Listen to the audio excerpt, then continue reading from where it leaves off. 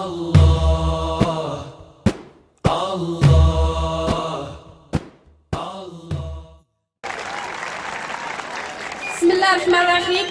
اولا كنبغي نقول هذا الجمهور الكريم ان حركه 20 فبراير كتوصل الصوت ديالها لجميع السلطات ولجميع الناس والراي العام بصفه عامه، وكنشكرها لانها وقفت معنا حتى خرجنا الحارسه ديال الشهيد على الفعل اللي دار ولدها في وليداتنا وسط المؤسسه واثناء الدراسه. وكنبغي نوجه من هنا ان كل مسؤول يتحاسب على المسؤوليه ديالو. وشكرا، الله يجازيهم بخير، وقفوا معنا الله يجازيهم بخير. والتحيه لإيطاليا ل 20 فبراير. شكرا. وتحيه للمراه المغربيه من طنجه حتى للقويره.